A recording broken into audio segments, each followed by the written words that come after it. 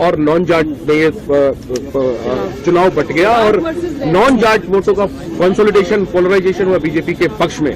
इस पर आप ऐसा कुछ नहीं है, ये आप लोग यहाँ कोई जात पात का नहीं, कांग्रेस एकजुट थी, ये तो आप लोग की बात कहानी थी। अब बीजेपी का तो आप देख रहे नहीं, विद साहब कोई घर से नहीं निकले, ये आप लोग भी अध्ययन करो इसका।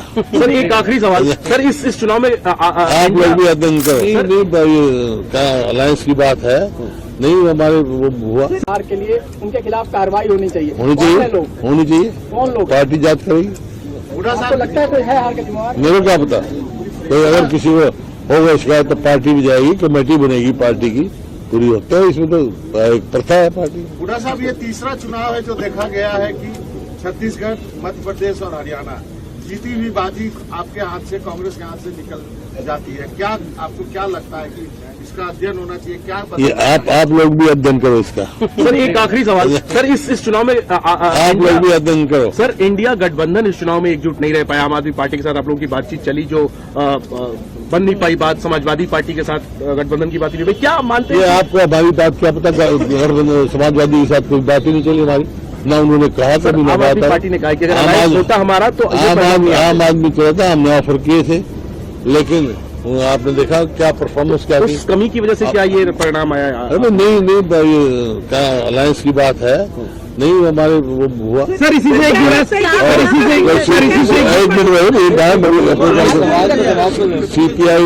सीपीएम ने मांगी सीट हमें दे दी। अगर आम आदमी पार्टी भी अपने उसके हिसाब से मांगती, जो ड्यू था उसका हम जरूर देते, हमें तो ऑफर किया था। कोई लीडर 6 दिन के लिए प्रचार करने नहीं जाता है, कोई लीडर दिल्ली में बैठ के केवल इंटरव्यू करता है, वो उस तरह नहीं, कांग्रेस एकजुट थी, ये तो आप लोग की बात कहानी थी। अब बीजेपी का तो आप देख रहे नहीं, विद साहब कोई घर से नहीं निकले, रामविलास जी शर्मा जी टिकट काट दी गई थी, वो तो अलग बात है।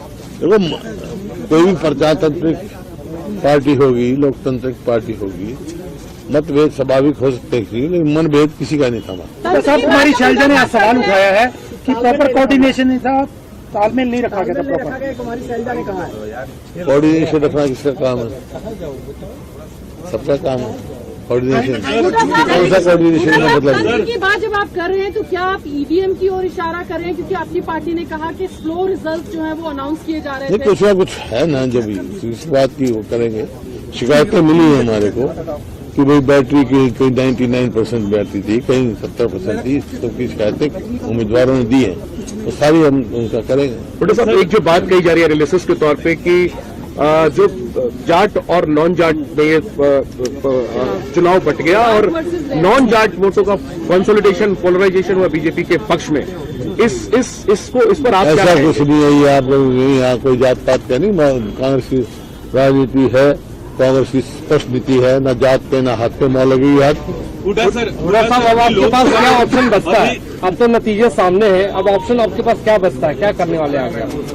आगे क्या करने वाले हैं? प्रजातंत्र है, जहाँ लोगों ने जो फैसला होगा स्वीकार करेंगे हम, लेकिन जो है कहाँ कुछ रही है तंत्र में, कहाँ कुछ हुआ है, उसकी जरूर हम। सर ईवीएम को लेकर लोकसभा चुनाव में भी तमाम सवाल खड़े हुए थे, कई सीटों पर मार्जिन को लेकर, वोटों की गिनती को लेकर सवाल हुए थे और उसके लेकर संतुष्टिपूर्ण जवाब नहीं मिला था।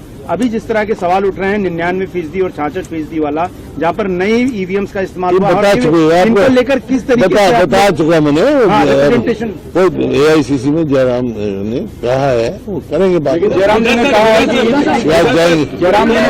इस रिजल्ट को कांग्रेस स्वीकार नहीं करेगी। एक अलग चीज होती है, तंत्र का कितना रोल है इसकी जांच करेंगे हम, क्योंकि बहुत सारी सीटें थोड़ी थोड़ी वोटों से आ रहे हैं, थोड़ी थोड़ी वोटों से आ रहे हैं, और कई जगह से शिकायतें भी मिली हैं, कहीं बैटरी की शिकायत मिली है, कोई मिली है, और जिस प्रकार से लोडिंग हुई है, मतलब डिले वो हुई है, उसके हिसाब से भी है। लेकिन नहीं आओ, वो हमारे जो है AICC वाले इलेक्शन कमीशन मिलेंगे, सारी बात कहेंगे, लेकिन इसमें कोई दो राय नहीं।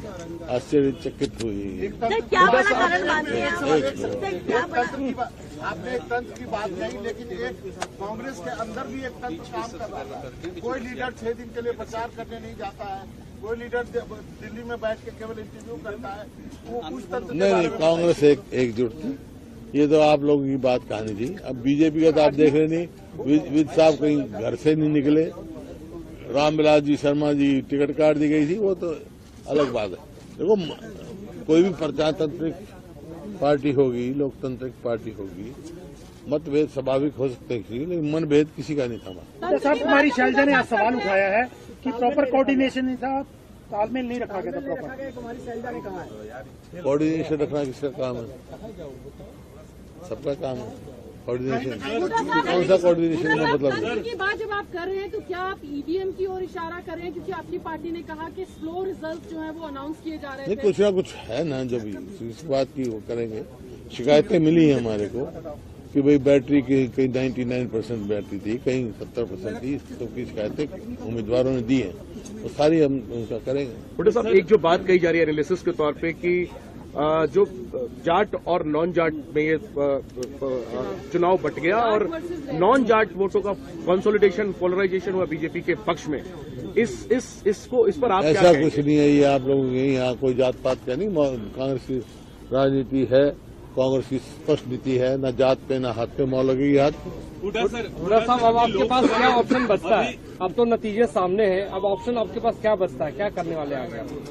आगे क्या करने वाले हैं? प्रजातंत्र है, जहाँ लोगों ने जो फैसला होगा वो स्वीकार करेंगे हम, लेकिन जो है कहाँ कुछ रही है तंत्र में, कहाँ कुछ हुआ, उसकी जरूर हम। भूपेंद्र सर ईवीएम को लेकर लोकसभा चुनाव में भी तमाम सवाल खड़े हुए थे। कई सीटों पर मार्जिन को लेकर, वोटों की गिनती को लेकर सवाल हुए थे और उसके लेकर संतुष्टिपूर्ण जवाब नहीं मिला था। अभी जिस तरह के सवाल उठ रहे हैं 99% और 66% वाला, जहां पर नई ईवीएम्स का इस्तेमाल हुआ, बता चुके इनको लेकर किस तरीके से बता चुका मैंने। रिप्रेजेंटेशन वो AICC में जयराम